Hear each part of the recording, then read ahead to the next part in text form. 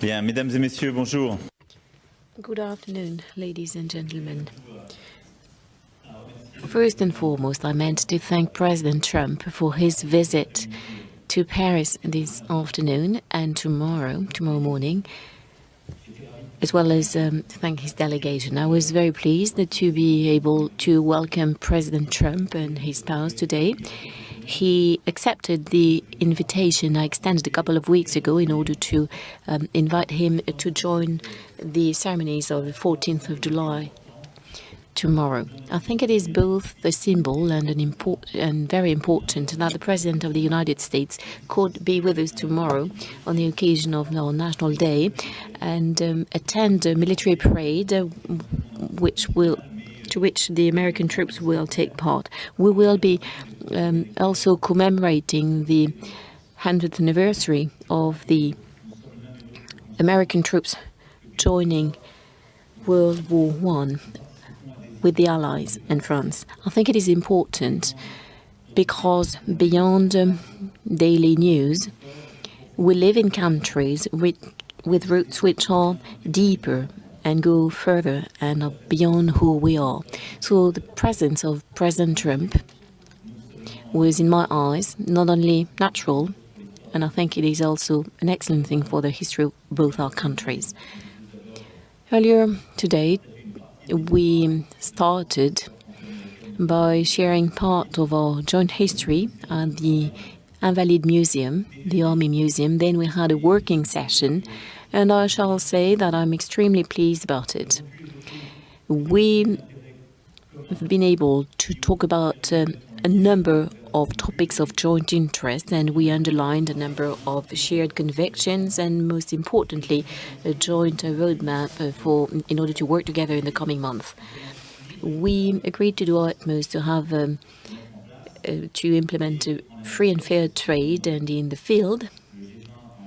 And this is what the G20 in Hamburg also expressed in terms of sensitivity. We want to work together in order to implement some efficient measures to tackle dumping anywhere it is taking place in all the fields by sharing the information that we have and making sure that both the European Union and the United States can take the necessary measures in order to protect, within the context of free trade, but a fair free trade, that we can protect all of our sectors of activities where we are active. We then had a long discussion which enabled us to cover all of the topics of international policies and the challenges for the security challenges for people as well. When it comes to fighting terrorism, from day one, I can say that we've seen eye to eye, and we are strongly determined to take any necessary measures in order to root out terrorism and to eradicate it no matter where, in particular their narrative. On the internet, we agreed to strengthen our action and our cooperation in fighting against propaganda. We want to get all the major operators to limit the propaganda and also tackle cybercriminality. These topics, I believe, are fundamental, and I do hope that we can strengthen the cooperation between both our countries. And it is with a lot of satisfaction that I heard from President Trump the very same approach, and our services will then therefore be working together in the coming weeks and months to have a solid action map for that. Regarding the situation in Iraq and in Syria, here again we agreed to continue to work together, in particular in order to be able to launch together some diplomatic initiatives in order to put in place a roadmap for what will come after the war. We talked about our role, our post-conflict role, but initially we want to put in place a contact group in order to be more efficient, in order to be able to support what is being done by the United Nations, in order to support a political roadmap, in particular for Syria after the war.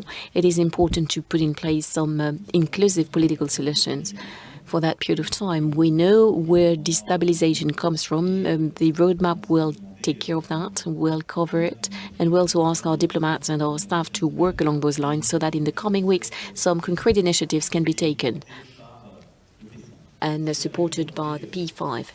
We also share the same intentions regarding Libya. And like I told President Trump, I very much want to take a number of diplomatic initiatives, strong ones, given the situation that we know, and which requires more stability and better control over the region. Be it Libya or the Sahel, I think I can say that we have the same vision, a very coherent understanding of the situation in the region, and the same willingness to act very clearly against any form of terrorism and destabilization. Next, climate. Well, here we know what our disagreements are. We've expressed them on a number of occasions, but I think it is important that we can continue to talk about it. I very much respect the decision taken by President Trump. He will work upon implementing his campaign promises, and as far as I'm concerned, I remain attached to the Paris Accord, and will make sure that step by step we can do everything which is in the Accord. Ladies and gentlemen, this is in summary what we've been talking about. We will continue with a friendly tone and informal one this evening regarding trade and security for both our countries, the fight against terrorism, stability in the Near and Middle East, in Libya or in the Sahel. I can say that we have a shared determination. The United States is extremely involved in the Iraq war, and I would like to thank President Trump for everything that's been done by the American troops against this background. But I would like him to know that I am fully determined to act together with him in this respect. Fully determined. I very much want both our countries in these matters to increase their cooperation in the coming month, because the threat we are facing is a global one. Our enemies are trying to destabilize us by any way, and I believe that this is very much at the heart of the historic alliance between our two countries, and which fully justifies the presence of President Trump today and tomorrow in Paris. Thank you. Thank you, dear Donald. Thank you. Well, thank you very much, President Macron. And Melania and I are thrilled to join you and Mrs. Macron. This is a wonderful national celebration, and we look very much forward to it. It'll be spectacular. Tomorrow, Bastille Day. We're honored to be here in your beautiful country, and it certainly is a beautiful country, with its proud history and its magnificent people, and thank you for the tour of some of the most incredible buildings anywhere in the world. That was very, a very beautiful thing to see. Thank you. When the French people rose up and stormed the Bastille, it changed the course of human history. Our two nations are forever joined together by the spirit of revolution and the fight for freedom. France is America's first and oldest ally. A lot of people don't know that. Ever since General Lafayette joined the American fight for independence, our fates and fortunes have been tied unequivocally together. It was a long time ago, but we are together. And I think together perhaps more so than ever. The relationship is very good. This visit also commemorates another milestone. 1 century ago, the United States entered World War I. And when the president called me, he had mentioned that fact 100 years ago, and I said, Mr. President, I will be there. That's a big, important date, 100 years. We remember the tens of thousands of Americans who gave their lives in that valiant and very difficult struggle. We also pay tribute to the heroic deeds of the French troops whose courage at the Battle of Marne and countless other battles will never be forgotten by us. More than 1 million French soldiers laid down their lives in defense of liberty. Their sacrifice is an eternal tribute to France and to freedom. French and American patriots have fought together, bled together, and died together in the fight for our countries. and our civilizations. Today we face new threats from rogue regimes like North Korea, Iran, and Syria, and the governments that finance and support them. We also face grave threats from terrorist organizations that wage war on innocent lives. Tomorrow will mark 1 year since a joyous Bastille Day celebration in Nice turned into a massacre. We all remember that, how horrible that was. We mourn the 86 lives that were stolen, and we pray for their loved ones. We also renew our resolve to stand united against these enemies of humanity and to strip them of their territory, their funding, their networks, and ideological support. Today, President Macron and myself discussed how we can strengthen our vital security partnerships. We just had a meeting with our generals and our representatives, and it went very well. France has excellent counterterrorism capabilities. The French troops are serving bravely in places like Mali to defeat these forces of murder and destruction. The United States and our allies strengthen our commitments to defeat terrorism. We're also making tremendous progress earlier this week with the strong support of the United States and the global coalition. Iraq forces liberated the city of Mosul from ISIS control. Now we must work with the government of Iraq and our partners and allies in the region to consolidate the gains and ensure that the victory stays a victory, unlike the last time. Last week, the G20 leaders also reaffirmed the right to sovereign nations to control their borders. We must be strong from within to defend ourselves from threats from the outside. The nations of the West also face domestic challenges of our own creation, including vast government bureaucracy that saps the strength from our economies and from our societies. For this reason, I applaud President Macron on his courageous call for that less bureaucracy. It's a good chant, less bureaucracy. We can use it too. And a Europe that protects its citizens. We did not become great through regulation. And in the United States, Mr. President, we also have cut regulations at a level that we've never seen before. So we're very proud of that over the last 6 months. But by allowing our people to follow their dreams, that's what it's all about.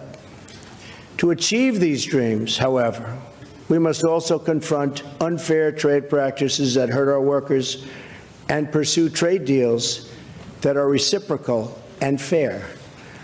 Both President Macron and I understand our responsibility to prioritize the interests of our countries and, at the same time, to be respectful of the world in which we live. We live in a very complex world. We have to respect it. The United States remains committed to being a leader in environmental protection while we advance energy security and economic growth. The friendship between our two nations and ourselves, I might add, is unbreakable. Our occasional disagreements are nothing compared to the immortal bonds of culture, destiny, and liberty that unite us, so strongly unite us also. As long as we have pride in who we are, where we've come from, how we got here, and what we've achieved as free and democratic nations, then there is nothing we cannot accomplish together. France helped us secure our independence. A lot of people forget. In the American Revolution, thousands of French soldiers fought alongside American troops so that, as Lafayette said, liberty would have a country. Ever since then, courageous heroes from both nations have fought for the same noble values and the same righteous cause. Tomorrow, the French tricolor will once again wave proudly alongside the American stars and stripes. Our brave soldiers will march side by side, and we will all be inspired to protect and cherish the birthright of freedom that our ancestors won for us with their sweat and with their blood. President Macron, thank you for inviting Melania and myself to this historic celebration. And to you and your spectacular country, may God bless France and may God bless America. Thank you very much. Thank you. Thank you, Mr. President. Très bien. Nous allons prendre, je crois, 4 questions. Very well. I think we will be taking 4 questions. Et ni le président Trump ni moi-même n'avons. Neither President Trump nor myself have a microphone. Alors, He's getting first question, President. voilà. Allez-y. Messieurs les présidents, bonjour. Alison Tassin. A question from LCI. Sure, the question, first of all, President Macron, regarding what you said on the occasion of the press conference together with Chancellor Merkel. Do you still hope that President Trump, or did you still hope that President Trump could change his mind regarding the Paris Accord? And now, President Trump, is it possible for you to come back to the Paris Accord and change your mind? Next, regarding your relation, how would you describe it today? What about the dinner tonight? Is it going to be a dinner between friends? Well, regarding climate, well, we have a number of disagreements, which are in particular due to the commitments taken by President Trump vis-à-vis his during the presidential campaign. So did I. I'm aware of how important that is, but we therefore talked about our disagreement. And we actually discussed the matter even before President Trump reached a decision. Next, should that have an impact on the discussions we are having on all other topics? No, absolutely not. This is the reason why we share the same views and some major common goals on many other topics, or all other topics, which we've been discussing today, and we shall move forward together. Next, well, of course, the President Trump will tell you about it, but he's made a number of commitments, and we're going to be working together. And my willingness is to continue to work with the United States and President on this very major topic. I understand that it's important to save jobs. That being said, we shall leave the United States of America work on what is its roadmap and continue to talk about it. So today there's nothing new and unprecedented, otherwise we would have told you about it. But I believe there is a joint willingness to continue to talk about this and try and find the best possible agreement. As far as I'm concerned, I remain extremely attached to the framework of the Paris Accord, which has been a major international breakthrough, and it is within that framework that I'm working on our priorities, including for the European Union.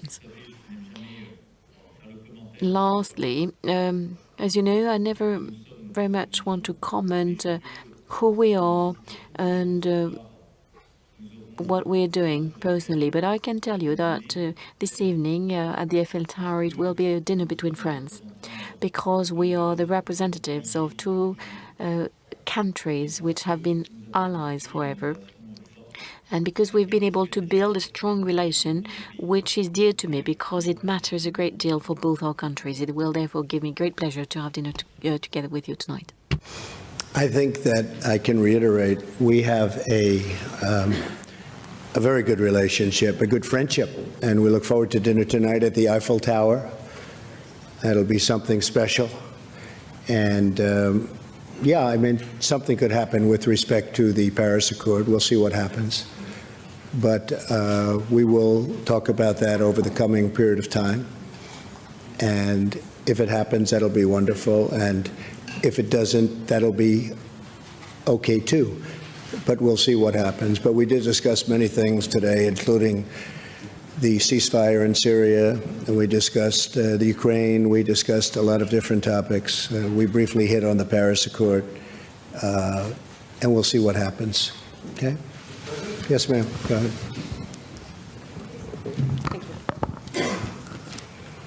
Merci, Monsieur President. Mr. President, your FBI nominee said if someone in a campaign got an email about Russia, like the one that your son Don Jr. received, that they should alert the FBI rather than accept that meeting. Is he wrong? Also, were you misled by your team in not knowing about this meeting?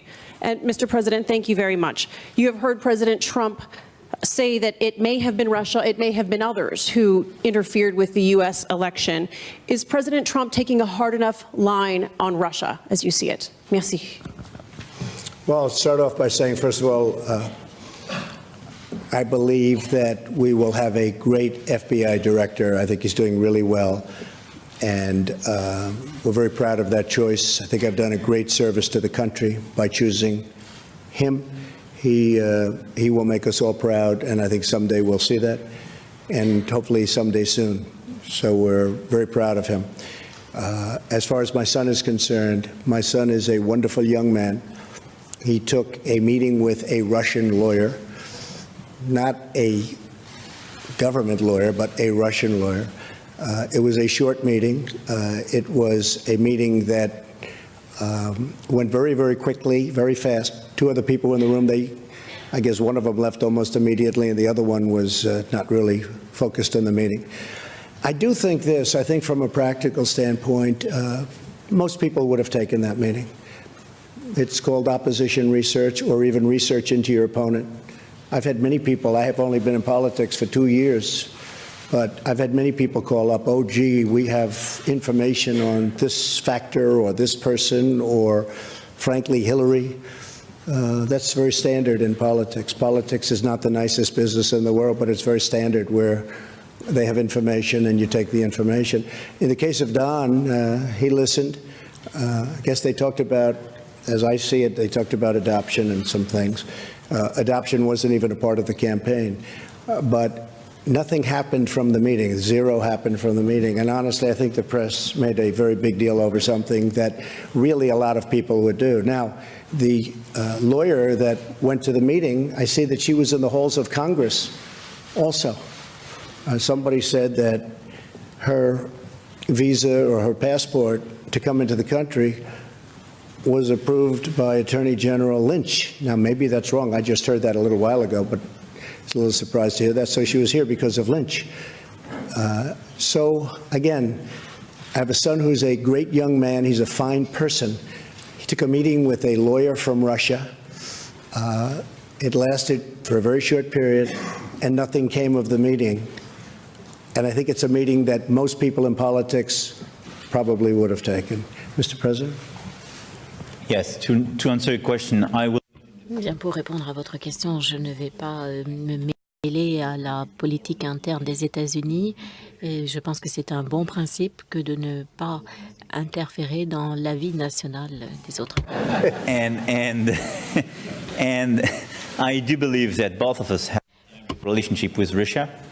President Trump had more than 2 hours meeting with President Putin during the past G20, the last G20, and myself, I had 2 very long meetings with President Putin, the very first one in Versailles and the second one during the G20, and this relationship is very important. We have a lot of disagreements. We have a lot of discrepancies, obviously, with Russia. But in the current environment, especially in the Middle East, it's a necessity to work together, to exchange information, to share these agreements, and to try to build solutions. So that's my relationship with Russia. And we don't have, obviously, the same relationship as the one with the US, but that's a long-standing relationship with Russia as well. And I think it's important that both of us have direct discussion and contact with President Putin. One of the great things that came out of that meeting, by the way, even though it's not part of the question, was the fact that we got a ceasefire that now has lasted for, I guess, Mr. President, almost 5 days. And while 5 days doesn't sound like a long period of time, in terms of a ceasefire in Syria, that's a very long period of time. And that was a result of having communication with a country. So during that 5-day period, a lot of lives have been saved. A lot of people were not killed. No shots have been fired in a very, very dangerous part of the world. And this is one of the most dangerous parts of Syria itself. So by having some communication and dialogue, we were able to have a ceasefire, and it's going to go on for a while. And frankly, we're working on a second ceasefire in a very rough part of Syria. And if we get that and a few more, all of a sudden you're going to have no bullets being fired in Syria. And that would be a wonderful thing.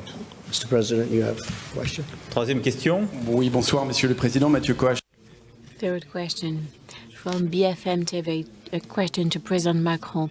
You went to Lausanne in order to support Paris' bid for the Olympic Games, and on this occasion you somehow criticized President Trump's policy without naming him. You said that France made a very clear choice to leave its border open and not to build walls to protect its people. Do you condemn the Muslim ban and the building of a wall between the United States and Mexico? Regarding Syria, as it was just mentioned by President Trump, does France stand ready to talk directly with Bashar al-Assad in the negotiation that you mentioned? You've mentioned a friend, Jim. We told you that Paris is no longer Paris. You were implying at the time that Paris was not safe anymore. You've also said that France and Germany are infected by terrorism and, quote, it's their fault because they let people enter their territory. Those are very strong words. Would you repeat them today? And do you still believe that France is not able to fight terrorism on its own territory? Thank you. You better let me answer that one first. That's a beauty. He's the one that asked the question. That wasn't even one of my picks. You know what? It's going to be just fine because you have a great president. You have somebody that's going to run this country right. And I would be willing to bet, because I think this is one of the great cities, one of the most beautiful cities in the world. And you have a great leader now. You have a great president. You have a tough president. He's not going to be easy on people that are breaking the laws and people that show this tremendous violence. So I really have a feeling that you're going to have a very, very peaceful and beautiful Paris. And I'm coming back. You better do a good job, please. Otherwise, you're going to make me look very bad. And you're always welcome. Thank you. Sur la première question, j'ai répondu. Regarding the first question, like I said, I believe that the discussions that we've had today is the proper answer to terrorism. The right answer is strengthen cooperation between our services, never-ending fight against terrorists, no matter where they are. This is what I was referring to. This is what we are working on actively together. So in this respect, there is no difference and no gap between the French and the American positions. When I have something to say, I say it clearly, and I do say who I'm aiming at. And when I refer to those who've been my opponents in the French political battle, I also mention the names. So let us not mix up everything. And regarding the fight against terrorism, I think that the right approach is to have a strengthened cooperation in the field of intelligence, is also to be working together on all the theaters of operation where we are, and I think that the decisions we've reached today will enable us to do more. Next, your question regarding Bashar al-Assad, which is an important one. Let me put it simply. Indeed, we now have a new approach of Syria, because we want some results and we want to be closely working together with our partners, including the United States of America. We have one main goal, which is to eradicate terrorism, no matter who they are. We want to build an inclusive and sustainable political solution. Against that background, I do not require Assad's departure. This is no longer a prerequisite for France to work on that, because I can only tell you that for 7 years we did not have an embassy in Damas, and still we have no solution. Next, we also have a common red line together with President Trump. He intervened before I was elected, and I said it to President Putin after my election: no use whatsoever of chemical weapons. Any use will lead to reaction an attack against a reaction regarding the storage places. And next, we also want humanitarian corridors. Also, we want to build a sustainable political stability for Syria. This is our roadmap. In order to stick to it, we need a diplomatic initiative beyond our military actions. This is what we've been agreeing upon because we want to take an initiative with the members of the Security Council and a number of countries involved in the process in the matter. Of course, there will be representatives of Assad that will enable us to put in place the roadmap for after the war. But there will also be representatives of the Syrian opposition and people with different backgrounds, and we will talk to all of them against that background. One last question for an American journalist.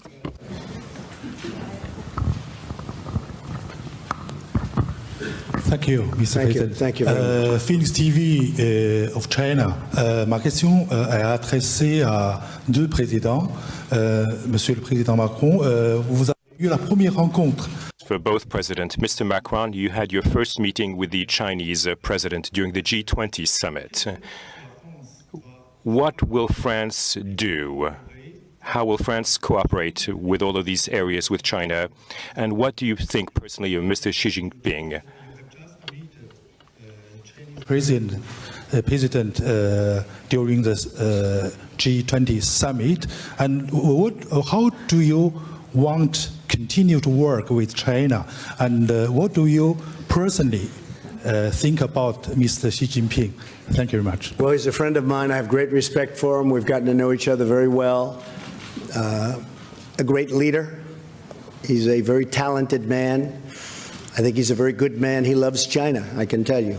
He loves China. He wants to do what's right for China. We've asked him for some assistance with respect to North Korea. Probably he could do a little bit more, but we'll find out. We're now working on some trade deals. He's been very nice. He's let, as you know, beef go back in. Certain financing go back in, credit card financing, and various other things go back in at my request, which is a great thing for our farmers. So a lot of good things are happening, but we're going to be working on some very major trade components. But President Xi is a terrific guy. I like being with him a lot, and he's a very special person. Okay, thank you. J'ai eu le premier entretien physique après une discussion téléphonique. I first talked to President Xi over the telephone, then I got to meet him in the margin of the G20 summit in Hamburg. Early next year, I will be traveling to China. We've agreed to it. So I cannot say that he's a friend of mine or that I know him very well, because I very much want to say things as they are. But we had some initial contacts which were extremely fruitful and positive. I have a lot of respect for President Xi, and I would like to say that over the past few months he did express his willingness to have a vision for multilateralism and wanted to commit himself on a number of topics. I think that many of us remember his words in Davos, and he there very strongly expressed his vision of the role of China. We have a number of joint commitments, including on climate. He's very committed to that, and he told me that he wanted to do more in the field, and I can only be happy about it. He wants some strong cooperation. And like President Trump said, there are also the trade issues, and regarding a number of activities, there are issues, there are differences, but a joint willingness to sort them out. And as permanent members of the Security Council, we want to work together on all of the topics we've been discussing today. And China, in this respect, is a key partner in order to build peace all around the world. And I share what President Trump just said, that China is to play a very specific role regarding the rising tension, the growing tension with North Korea, and it's important that China can play fully its role in the region. In summary, I think he's today one of the great leaders of our world, implementing a major and ambitious reform of China, society and the economy in China, and therefore my willingness in this respect as well is to have a strategic dialogue, the purpose of which is to continue to talk about the industry, civil nuclear industry, economic matters, and talk about any difficulties we may have together. Bien, il me reste. Very well. Allow me to thank you, ladies and gentlemen, and once again thank President Trump for his visit, and I will be seeing him in a few moments in a friendly atmosphere. Thank you very much. Great.